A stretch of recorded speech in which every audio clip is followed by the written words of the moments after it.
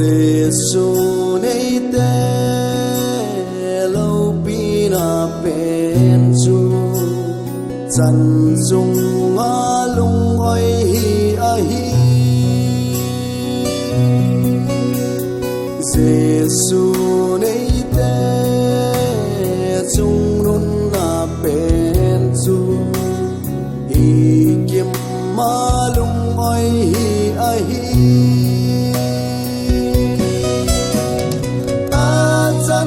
chung a lung oi ding in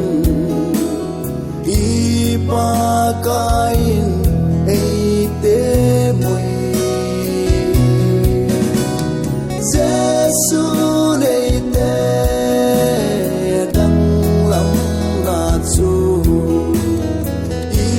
kim ma lung oi hi a hi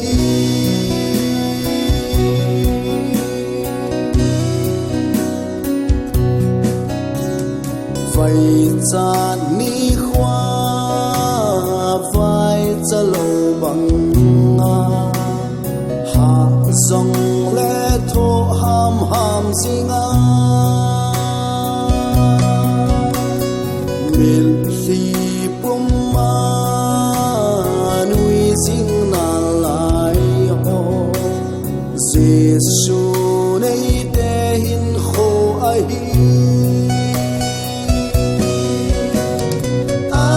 chân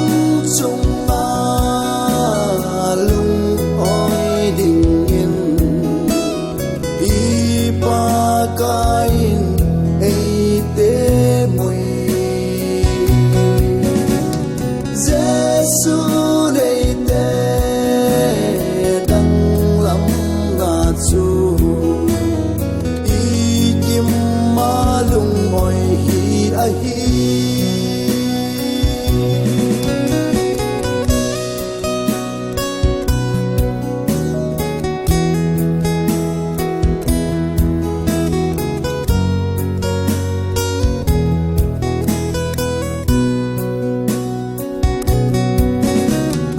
lung khăm ni khoa lung khăm lâu bằng tròn dòng lẽ thô ham ham dinh lô sâm ma tao dinh na lại ho Giêsu nay te hin khô ai